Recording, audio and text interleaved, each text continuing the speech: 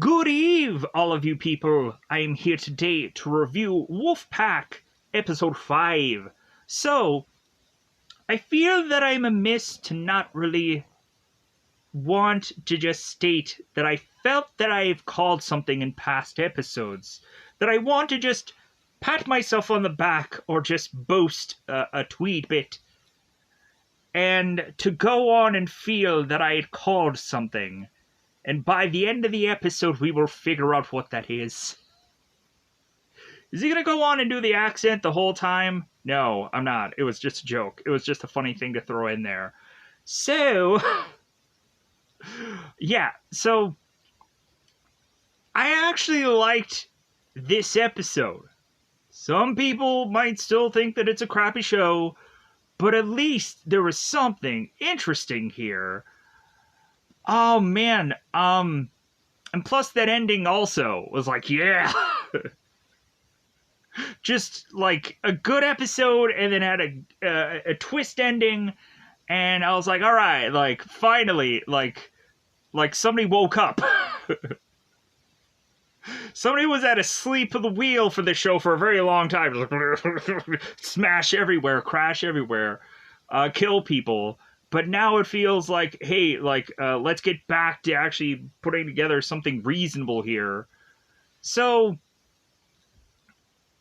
we have the beginning of this episode, and I feel like the beginning of this episode is like in all those like Batman like films, we would go on and have this kind of young Bruce Wayne scene where he is all of a sudden like in this cave and he has this like huge bat that's just like flapping, and we have this character that is looking at this huge bat flapping away, and we have this young Bruce Wayne who's like, that's it, like that's the symbol that I'm gonna go on and defend my city with. That ugly looking thing that just yeah, that thing. That thing looks like the ugliest thing that I've ever seen. I'm gonna symbolize against that. That's I'm gonna look fugly, but hey, it'll be a cool outfit at some point in some Halloween somewhere. But yeah, so we had Harland, who is to give us like a Batman Begins kind of thing. And so I was like, oh, okay, all right, like that was interesting for what it was. But also in this episode, we start to realize that people should really be starting to work out their abilities, should really try and stretch what they can do. And so I was like, okay, like that is much more interesting than anything they've done before. And it does really come off as like Unbreakable, though. Of course, if anybody has gone on and seen the Bruce Willis movie, there's also a deleted scene that, of course, is in that Bruce Willis Unbreakable film, where we have Bruce Willis who goes into like the college weightlifting room, and he starts going on and putting a lot more weights, and he realizes, yeah, I am really strong, and then he leaves, and then when all the college kids come in there and realize, like, oh my god, like, there's this weight bar with just a bunch of weights on it, who did that?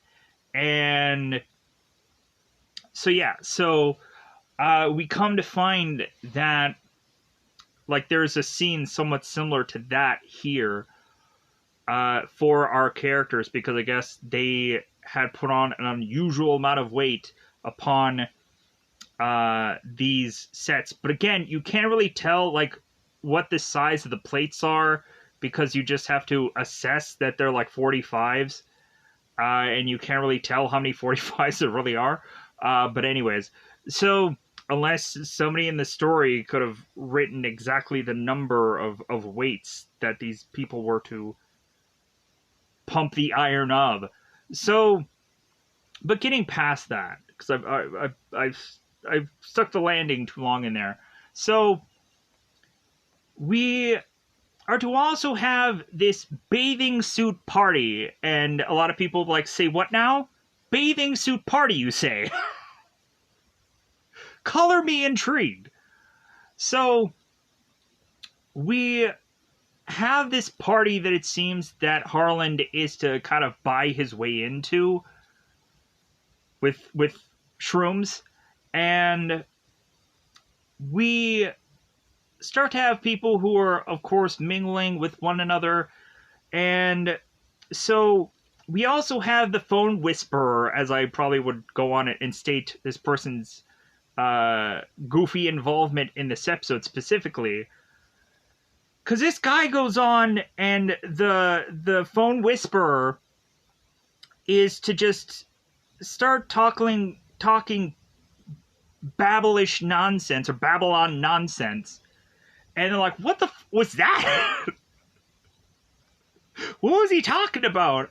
And then Luna, of course, like, because somebody out of the group of these people have to be like, oh yeah, I know exactly what he's talking about. Because, of course, there always has to be that one person.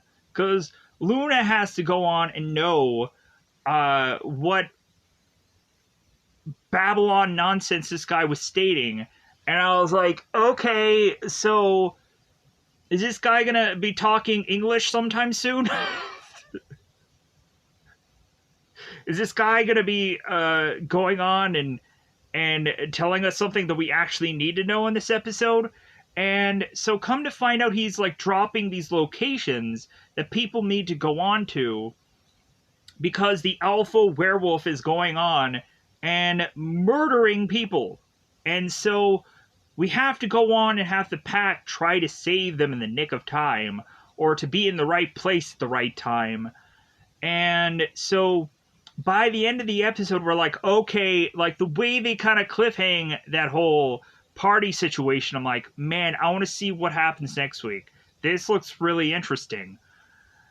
And again, even with bad CGI, at least it's something. They still have to just cleverly like come up with a way to just cover up that bad CGI. They just have to. It just has to work some goofy way or another. But so we have, other than that, like the coolest thing that I wish they could have gone on and done this way freaking sooner, but it kinda is to give something away. So I can understand why do it late on, but still, we come to find out like how the person was to have delivered said bomb. And we also can now narrow down who could have gone on and made said bomb. So I'm like, okay, alright, so, like, I'm just waiting for, like, the pen to drop to just tell us, like, who this person could be. And so, like, if they don't give it up in the season, I'd be fine with it. Or if they do give it up, which I think they honestly should.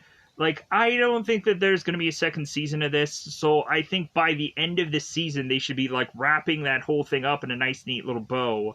And just tell us, like, okay, here is the person. Because I just don't think there's going to be a sequel season for this. If it surprisingly gets renewed, I will be shocked.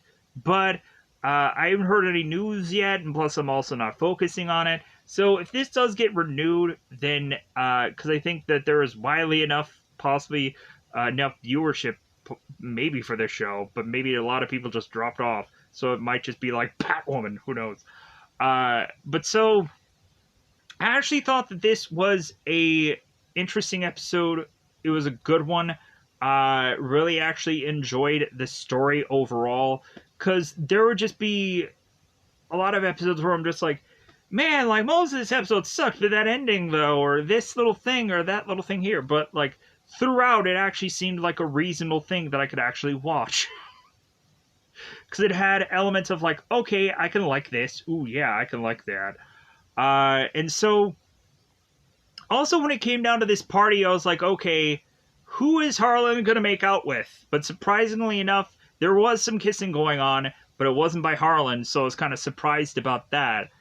But come to find out, we just realized that Harlan is an F-boy. And so Harlan, I guess, is never gonna go on and get swept off his feet at some point, I guess, in his life. Or maybe there might be a certain point where Harlan may change his tune, but that day may not be today. So, with that said, I think it's about that time to just double fly this bad boy up because I kind of went into details about a good portion of this show. Anyways, let me know in the comments below how you felt about this episode, whether you still hate it and you're like, why is he still watching this? This sucks. Or maybe you can go on and like, yeah, I was actually intrigued by this episode. Like, for once. Maybe people didn't even like the pilot episode, but they just stuck it out for whatever reason. They're like, man, I just want to see some werewolf something. Or I just want to see some people in bathing suits because I'm intrigued. But at the end of the day, I think it's about that time to double fly this bad boy up. It's about that time to just go into spoiler time. It's about that time I'm going to spoil this episode. So, Harlan getting his Batman Begins, huge bat flying in the air. Young Bruce Wayne's like, that thing! Anyways, so Harlan is to make his way into the woods. And so we have Garrett that is out there with him. And so Harlan, it seems, is not able to really get his hearing like muscle to flex, so to speak. And so Garrett goes on to tell Harlan, it's like, well, hey, like, I think the main reasoning for you not being able to like fully get a handle of your power is because like I'm like right behind you. So Garrett tells Harlan, it's like, well, hey, you need to go out there and you really need to like learn how to really hear. Because you're listening, but you really need to know how to hear. So Garrett tells Harlan to really go out in the woods, far out there, and then at some point come back. So Harlan goes on to make his way into this cave. And Harlan is just kind of hearing certain sounds. And all of a sudden we come to find this wolf that is walking its way to Harlan. And I'm like, Twilight! Then I was like, wait a minute. Like, at some point they do say that this alpha werewolf is 7 feet tall. But maybe that is all just in everybody's head. How do we not know that this wolf is not just a normal wolf? And, like, this could all just be, like, the Sandlot all over again. What if, seriously, like, they're blowing this whole thing of what this wolf really looked like way out of proportion, and it's just a normal wolf, and it's like the Sandlot all over again. If you've never gone on and seen the movie Sandlot, the whole baseball movie, where we are to have this dog that eats these baseballs, and it's gigantic, but really it's just a dog that it, like, I'm hoping that's not it. I'm hoping that's not really what the show is, where they're blowing the whole size of the whole wolf thing way out of proportion, and like they're just seeing something because they're traumatized by whatever this is going on. I hope really that's not it, because that would suck. But so Harlan goes on and sees what he believes is Alpha Dad, and so at a certain point, he goes on to talk to Everett about this, about him going into the woods and kind of flexing his hearing, and telling Everett that he at some point saw his possible real daddy. But so after that, after a big flying bat like symbol, anyways. We then have Everett opening his door for the other Wolfpack members, Blake, Luna, Harlan, to all make their way into this house. And so I'm assuming this is Everett's house. I would have to make that assumption because I don't really know. And because it's obviously not Blake's house. So we have them going on and talking and stuff of those means, talking about the wolf whisperer or the phone whisperer guy. No, I forgot his nickname. Let's call him the wolf whisperer. So the WW, they're talking about this mystery guy, and we all of a sudden have Everett, who's like, well, hey, I think we can trust him because, like, he helped us out before, and Harlan's like, yeah, I don't think we should answer his phone calls anymore, and so they're going on and on about it, and all of a sudden, when Everett gets a phone call, he doesn't go on and answer it, and so the mystery man starts, or mystery person, because who knows if it's a girl or a guy. It honestly sounds like the guy who is the alpha werewolf from Teen Wolf. It just sounds like that guy for some weird reason. But so we have Everett that doesn't answer his phone, and so all the other phones go off.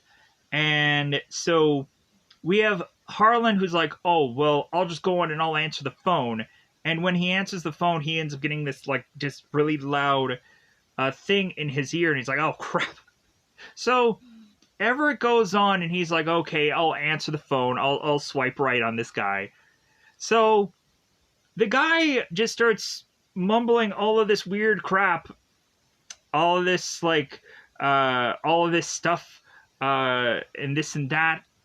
And of course, as for conveniency of every single time of every story that is to ever happen in the world, we have one out of the 4 of this group who is to know exactly what this person's going on his state, and that luckily is Luna. How convenient is that? We couldn't just have the wolf whisperer going up like, well, yeah, like, this is what I was stating. It's a good thing that you guys know this.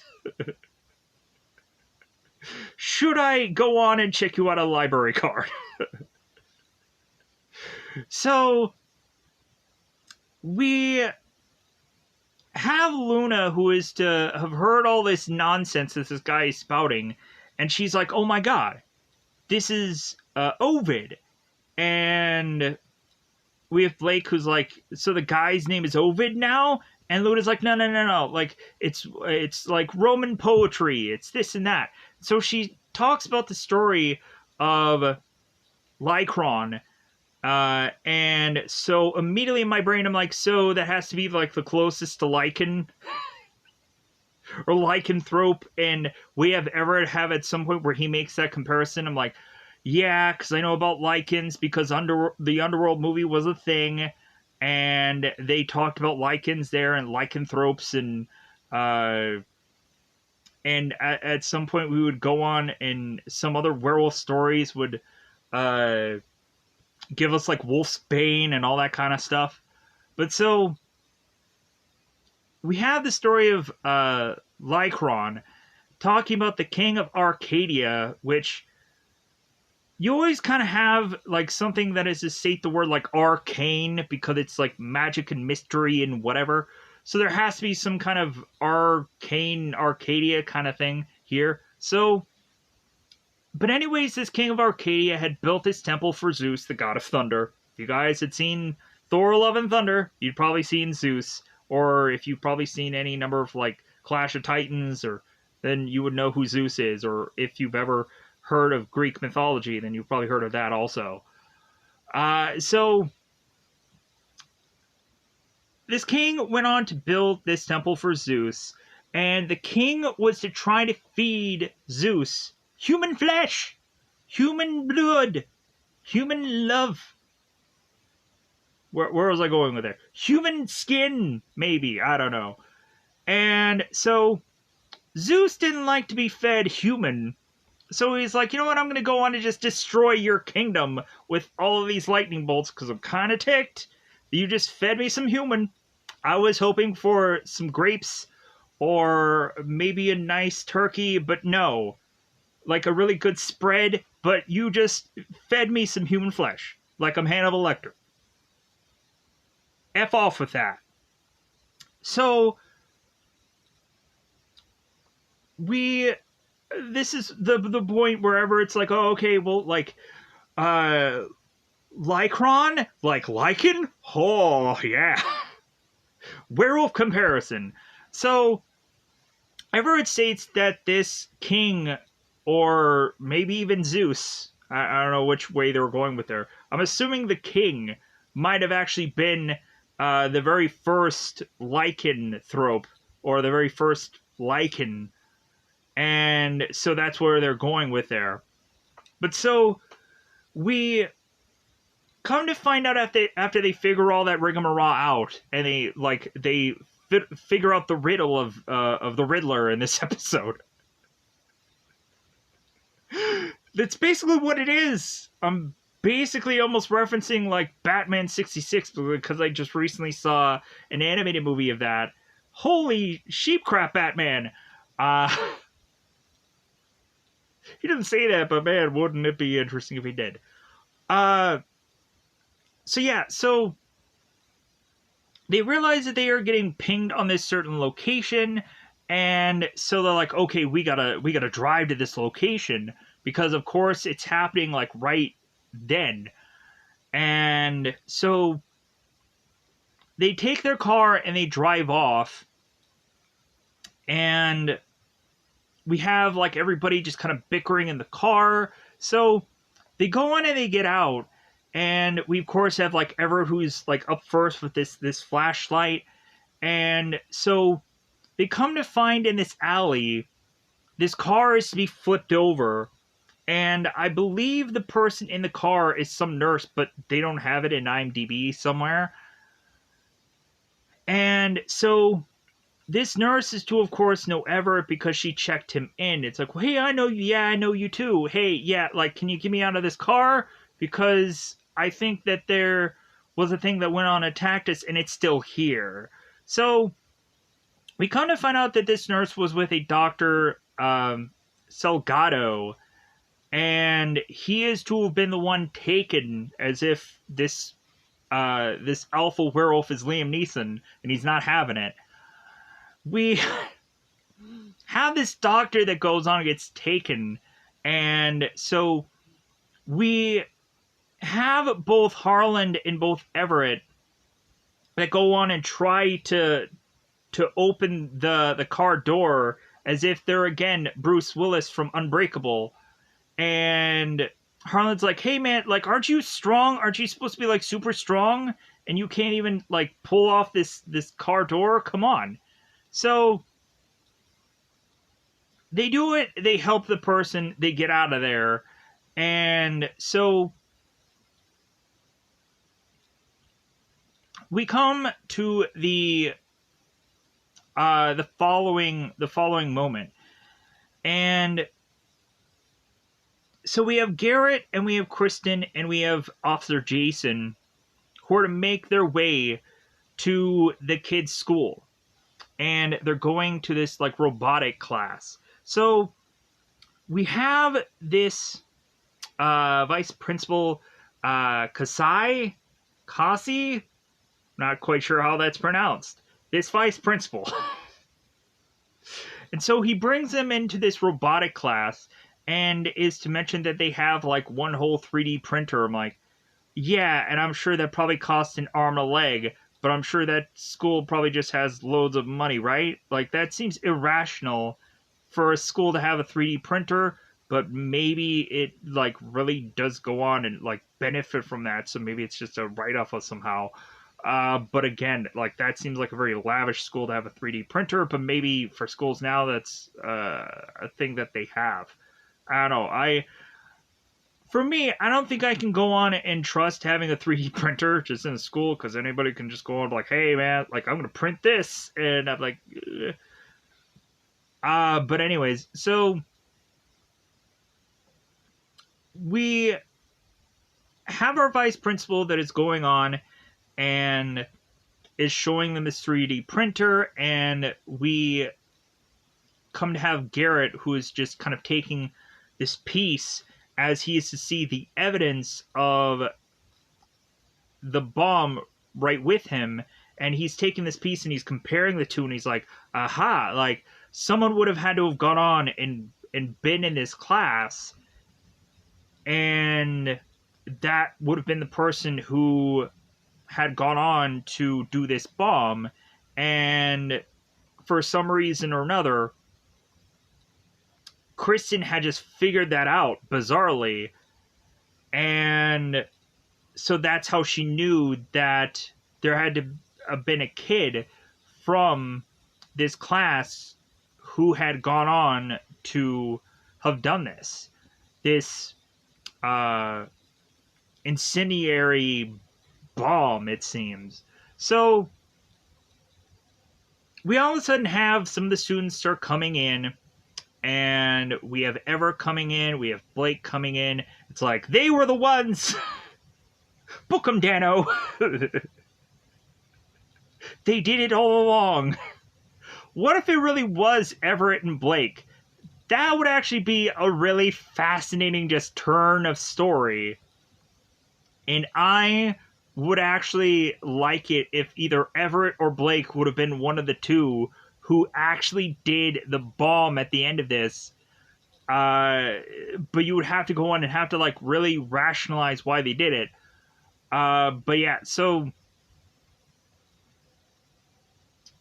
But they don't go that route of like, aha! We're gonna question them again. It's like, man, like every time we go into this route, like those kids are just always there.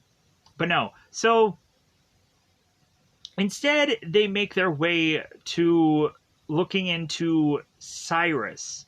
Because Cyrus, of course, was the kid who wanted to go on and bring the rest of these people out to this spot to see the forest fire, and come to find out that exact spot where Cyrus had took those people to was the exact same spot where the bomb was detonated at. What a coincidence. Or was it? So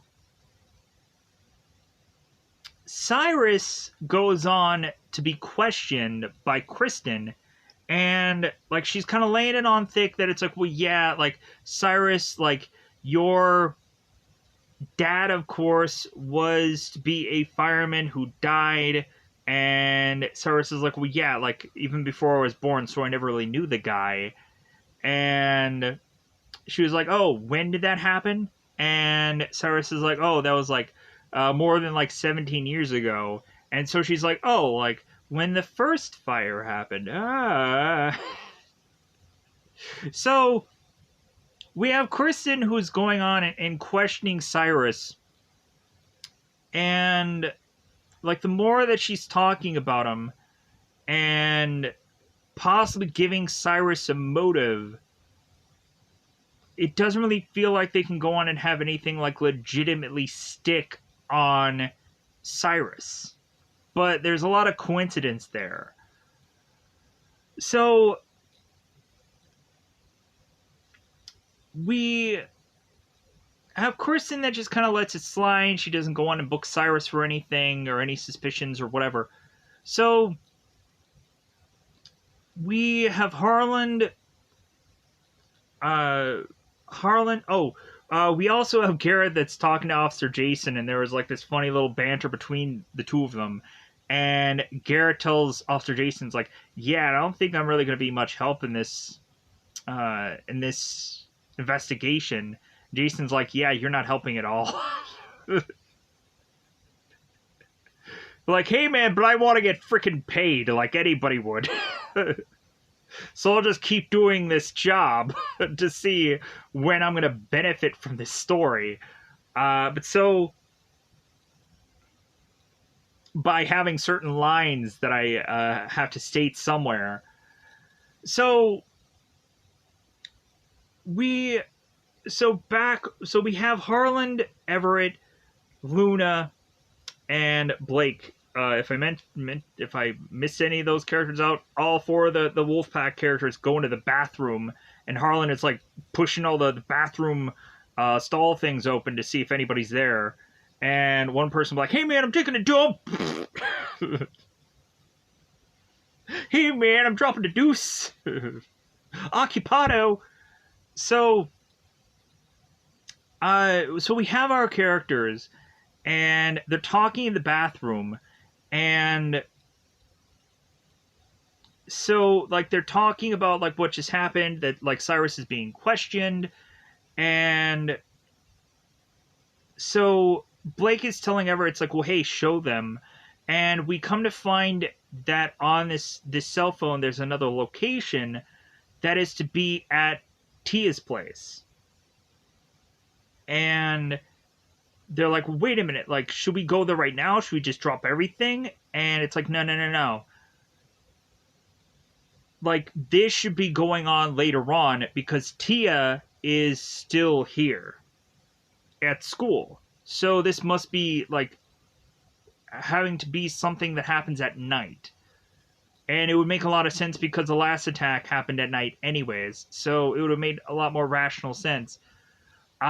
But it's also kind of really interesting because of a lot of the characters in this episode, when they were talking about that whole like poet thing and the King of Arcadia, they were like, wait a minute, like this alpha werewolf is going on and attacking.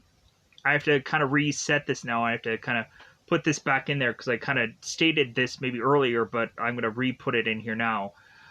We had Blake that goes on and states about like Danny, who had gone on and slapped her, and the alpha werewolf was wanting to go after Danny. And so now, like, all these characters are going on to have to be worried about every little thing that they are to do could possibly have the alpha werewolf coming after somebody.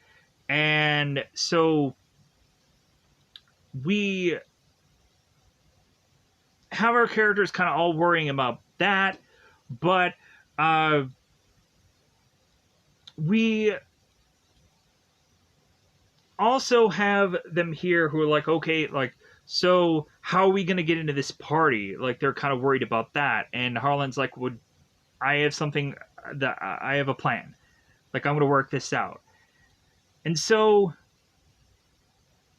it's like, hey, don't worry about it. And so, like, okay, all right, like, Harlan must have something. So before Harlan leaves from out of the bathroom, he's to start to tell, like, Everett and everybody, like, hey, start working on your skills. Like, really start to, like, Everett, I thought you were strong, but I guess you're not. Like, you're not showing me anything, so, like, you need to give me something. So Harlan goes off to go to the gym, and I'm like, who is he making out with? What's going to happen? So Harlan goes in the gym, and he is to meet a guy named Cody. And Cody, it seems, is to be his dealer. And so, like, Harlan is trying to text this guy. It's like, well, hey, like, what do you look like? Like, and he's like, hey, man, I'm wearing a white tank top. And, like, you know how many people have white tank tops? Hey, I'm waving at you. Oh, okay, finally. So Harlan goes on and meets up with Cody, does the deal, and so Harlan, after all, like, wasn't thinking about working out, but then saw Everett, who was starting to bench press. He's like, well, hey, maybe I'll just kind of see things after all. And so we have these guys that are going on, and we have them doing this bench press. And here's one thing, like, little, I guess, gym etiquette that I probably didn't mention before. There is quite a bit of times where you would have this thing called a spotter. And I think specifically at this part of this episode, we then realize, like, what a mistake it is to have a spotter. Or to not have a spotter. But there'd be a lot of times when I would go on myself, and I, of course, would not have a spotter myself because, of course, I'm just by myself working out a lot of times, or I'd go to a gym in like odd hours. So that would always be like a really bad mistake. Uh, but there would just be often times where I would not do more weight that I couldn't already handle. So yeah, so or whenever I would kind of like just gradually do more weights, it would always just kind of be like a 5 here or or just 10 there. It wouldn't be too something too strenuous. But yeah, so but we have this situation which would obviously probably need a spotter, or when you would see people putting like just a ton of plates. It's like, well, hey man, you need some help there. Every once in a while, like people would just go on and ask because it's the nice thing. But like, oh man, no, I'm fine. But like, okay, well, like you drop it on your and kill yourself, you know. Hey, I asked. But so like there was one time where I was in the gym and I don't know what it was. Maybe I just kind of went down once. But yeah, but all of a sudden, like I was like, little help. Little help, because yeah, there was like one time where I did weights where I normally could do them, but I don't know, like there was just something wrong with my arm that day, and so like on that last set, it was just like, yeah, I'm gonna need a little help, and so luckily like there was somebody right there, but yeah, so luckily that happened, or luckily there was somebody there, but yeah, so anyways, with that said, moving on. We have, of course, uh, Everett, and we have both Harlan, who are going on and they're doing their workout, they're banging and clanging.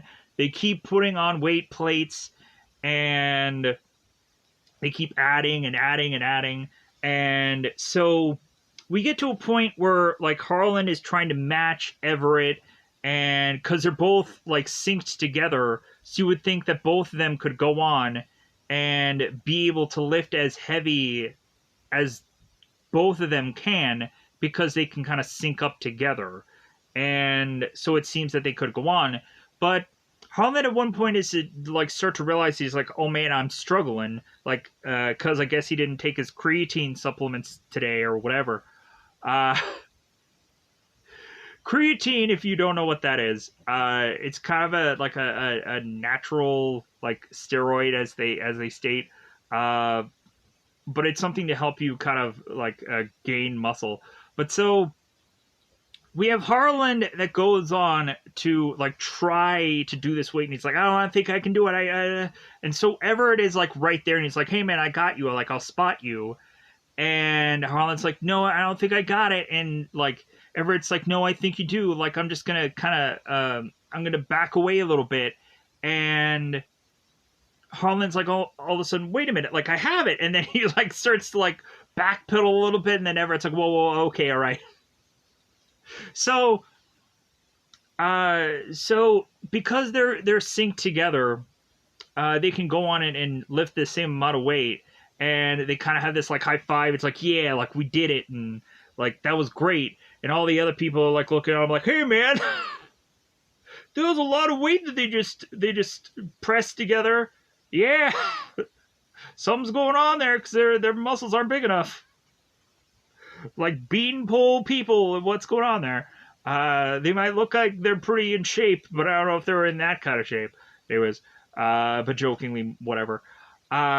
So we have both Everett and Harlan talking, and that's when Harlan talks about his Batman Begins moment. And so we had Everett that was to try to use Harlan's like super hearing, and so I was like, okay, so that was the moment before where Everett was trying to listen in on his parents, and that's when he overheard that his like mother just hates him. And so I was like, oh, so he used his like super hearing then. It wasn't like in like Power Rangers when you would have the villain that's like, 900 feet away, but they can still hear exactly what the Rangers were all stating, and it never made any sense because I guess one of the villains rationalized it. It's like, oh yeah, I can read lips now from a million miles away without the help of binoculars or anything. But so we have them kind of talk about how they were to borrow one another's powers and stuff like that. So we had that moment. So now, of course, going on and going into the party. So we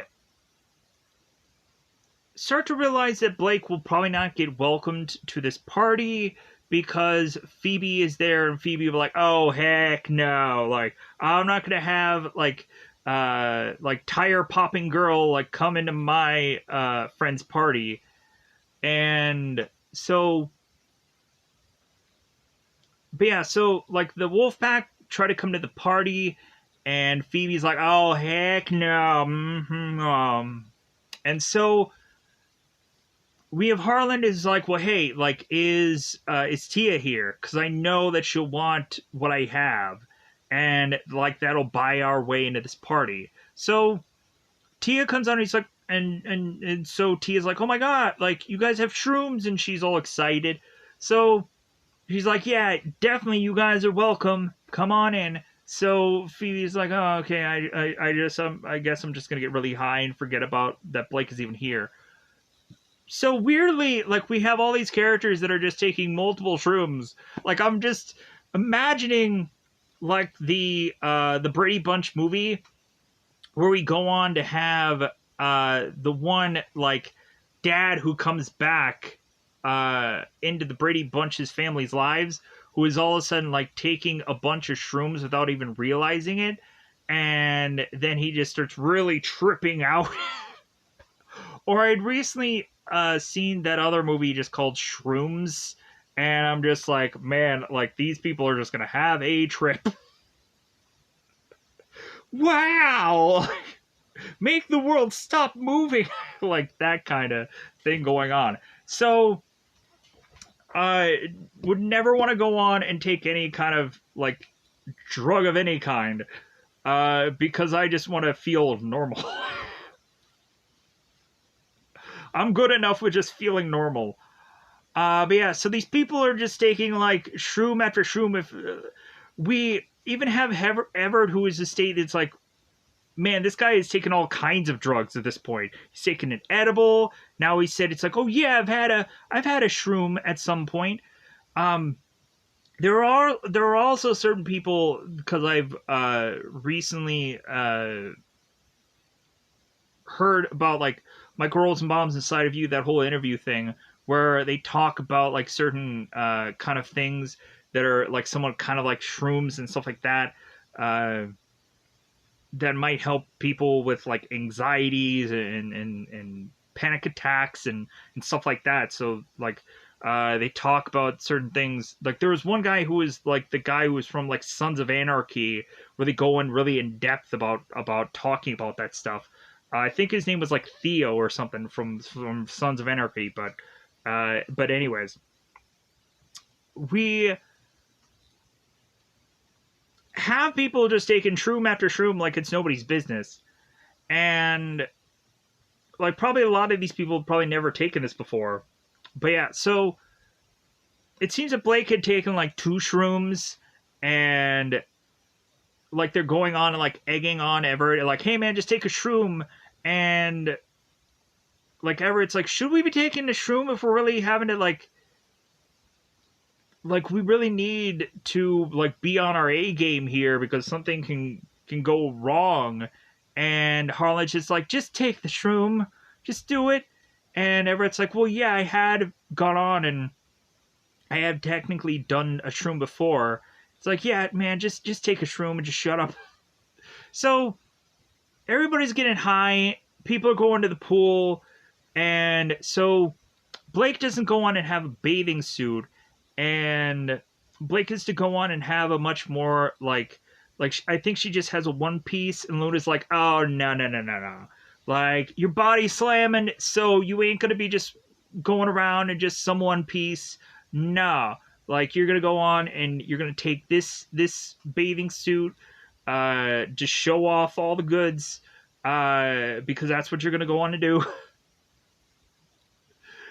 And so we have Blake that goes out there in this two-piece and winning everybody over. And so we go on and have like Luna and Blake are in the pool. And so we have Everett that's like, well, I guess I'm just going to take off my pants and take off my shoes and then realize I still have my socks on. And like this whole thing about him needing to go into the pool. And we all of a sudden have this cannonball going in there. But they're like, hey, yeah, I'm in the pool now, so are you. So we have a whole thing after. So Harlan is going on and talking to Cody a little bit. And so Cyrus goes on and talks to Cody about like, well, hey, man, like, what label are you? Like, what brand are you with? Are you Pepsi or Coca-Cola? No. And so Cyrus is really grilling Cody. It's like, well, hey, like, do you like to be with girls or do you like to be with guys? And Cody's like, you know what? I don't really like labels. And so they're like, oh, you're that kind of guy. Oh, I see. So because you don't like to have labels, we're going to put a label on you because you don't like to have labels. So you're label guy. So Cody's just like, whatever, I could care less. So Harlan is telling Cyrus, like, hey man, how about we go off to the side and we just smoke weed and like we just talk things out. So Harlan is talking to Cyrus and so Harlan's like, hey man, like, are you just upset with that guy because, like, I'm kind of into him? And Cyrus is like, well, like, no, but, like, how about we go on a date sometime? And Harlan's like, I don't date. No. Like, I'm just an F-boy. And so we have Cyrus that's like, oh, okay, well, like, but we're gonna go on a date, so like, give me your number and this and that. So, and Cyrus is like, I'll call you. So we have Blake who go off on their own, and here's the real good part. So, and I know, like, I'm gonna get to the Garrett and the Kristen stuff. I'll get to that later. I want to get to all of this stuff, and then we'll go back into the Kristen and Garrett stuff. I'll cover that. I just don't want to do that now, because I want to tell one complete story here instead of jumping around all over the gosh darn place. So, like I'm already doing anyways, because I'm technically jumping all over the place with all these other characters. But so, we have Blake and we have Everett that go off on their own, and so we have this conversation that Everett is stated, it's like, well, yeah, Blake, it honestly would actually be nice if you did have a phone, because there's certain times where I want to just, I want to call her, and Blake is like, do you mean me? And Everett's like, yeah, you, her, you, yeah. And so Blake is like, what the heck is he even talking about? So Everett, what are you talking about? So Everett goes on this whole rant where he's like, yeah, there's certain times where I just want to tell you things, but I feel like I can just go on and tell you tomorrow, but then when I see you tomorrow, I don't have, like, the screen time to tell you any of this, so I don't tell you any of this. And so Blake is just telling Everett, it's like, well, just, like, whatever you want to tell me, just tell me now. And so what I guess the telling of it is that they both kiss. And so both of them just continue to kiss. It's like, oh, I guess that's what you wanted to tell me.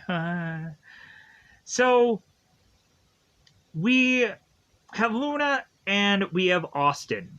So we obviously have Luna that's interested in Austin, but Austin is playing the a-hole role that he completely forgot that he even had the prior episode.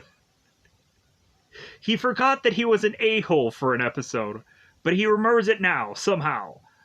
But so, we have Luna talking to Austin, and that leads to them going to this piano, and like Austin is just kind of riffing on this piano, and we all of a sudden have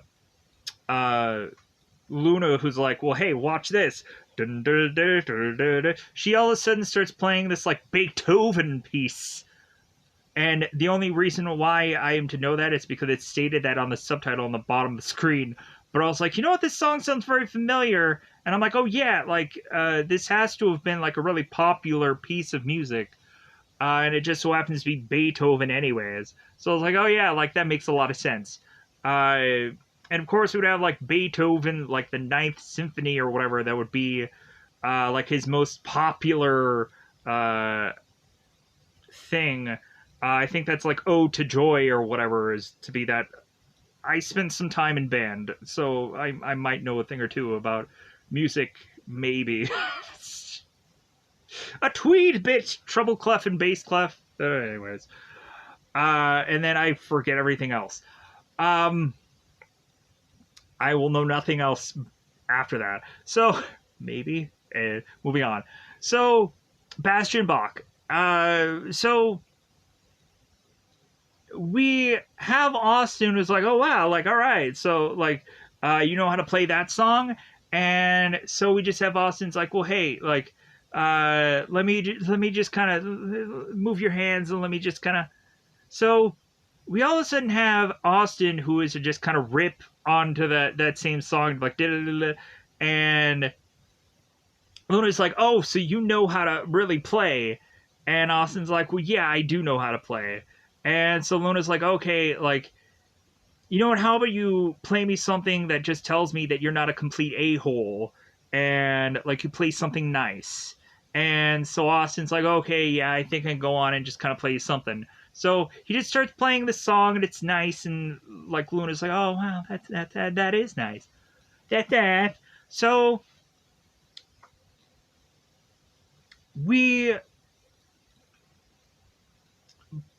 by the later part of this party, when Phoebe is making a fuss about Blake being at this party because she remembers that she's here, we all of a sudden have everybody kind of hearing the shouting, and so they all go back out to hear what's all going on. This fussle and bustle between Blake and Phoebe. So we come to find that Harland is to have that recording of what Phoebe had gone on and stated episodes before about Blake possibly slashing her tires and this and that. And so Austin comes out and he's like, wait a minute, like, you gotta give me that recording of what she sent you in that message, because I'm gonna do something funny with it. So we all of a sudden have Austin who's to adjust this music with Phoebe, and so all of a sudden, like, this message just becomes this, like, ringtone that's probably gonna be for the Wolfpack ringtone, right? Phoebe is gonna go on and have her own soundtrack from the show. But so they all of a sudden are going on and, like, stating what she's to say in this message and, like, playing it as a song. They're all dancing to it. Phoebe's like, stop, like, stop. And so Blake goes on and does what she did in the pilot episode to Austin, and is to grab his phone and chucks it in the pool. And Austin's like, again, Blake? And so he's like, man, now I gotta take off my clothes and still have my bathing suit on and go into the water. And once he goes into the water, we come to find out that the alpha werewolf is to kasploosh into the pool. And Austin's like, dude, I gotta get out of here. There's a werewolf in the pool. So luckily, Austin is to be able to get out of the pool in the nick of time. All the people are realizing, oh my god, there's a big, huge monster. And so they make their way into the house. And we have the werewolf that is so, he slaps his hand to make his way out of the pool. And, like, that's all we really get to see all that well of the werewolf. And so let's get back into the Garrett Kristen situation. So they go to the spot where Cyrus and Austin was in prior episodes to realize that the person would have had to have set off these incendiaries, these bombs, these things, that it would have had to have been set off from this one spot that Cyrus took these people to. And so what happened is that these bombs were attached to these drones and flew off to the forest spot to be like dropped off, and so starting that fire. So Garrett makes that whole assumption because he can see from where the origins were that that had to be how this whole thing was set up. And so it's like, okay, so Garrett is coming up with some useful information. So we then go on to have Kristen, who makes her way into the basement, I think, of this same area, I believe. And we have the security guy who's like, well, yeah, it seems like this door is locked. And so Kristen is calling everybody off. It's like, you know what, guys, like, I think I can take care of this. Like, if you guys just all want to leave, like, I'll go on and I'll just check this out myself. And like, are you sure? It's like, yeah, go on and go ahead, because you guys have probably ran out of lines to state anyways, right?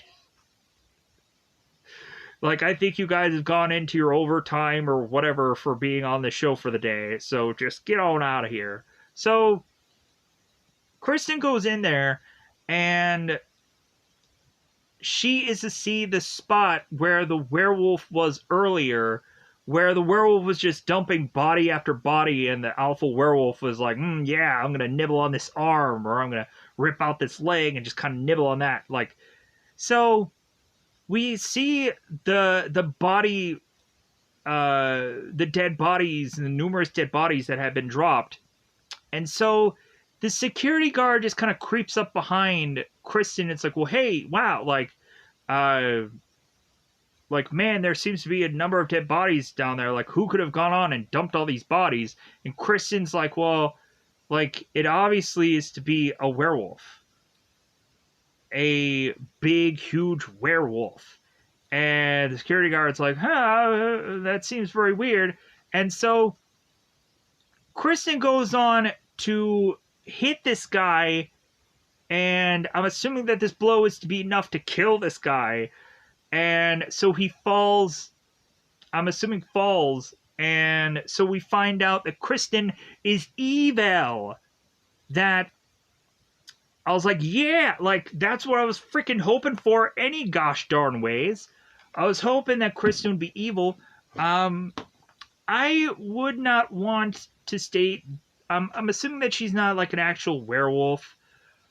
But it would be just kind of interesting if we would go on to have, like, Kristen to have been the mother of both Luna and Harlan, and that would just make a lot of sense for why Luna has blonde hair and stuff like that. And it is kind of interesting for Kristen to have been with, of course, Garrett in this episode, because we are to really just find out that Kristen could probably be Luna and Harlan's biological mother. So that could be a really interesting story to just pull out here. We also have, when the guys were like banging and clanging, they were possibly talking that there could be a possibility that the alpha werewolf could be transformed back into a human, possibly, because they were kind of rationing, like, well, wait a minute, like, this guy was to be a wolf, but then he is to be now this, like, 7-foot wolf. And so, like, Everett was talking to Harlan, it's like, well, wait a minute, like, so, like, was he the 7-foot wolf, or was he just regular size? And so Harlan's like, well, yeah, he was just a regular size, like, wolf. And so Everett's like, well, yeah, weird. So, like, could there be a possibility that we could try to turn back your dad into a normal human, maybe? Is that a possibility? And Harlan's like, I don't know. But so, like, that's a whole thing to just kind of like put together all in here, like this whole sandwich of thing, uh, to to see where this story might head by the end of this season. So, with that said, I'm going to try to get out of here because I know how long this episode is, but I feel like I would just go on and just talk about this one and whatever and do whatever, no matter how long it is. It's just, anyways. So, bye everybody. Bye everybody.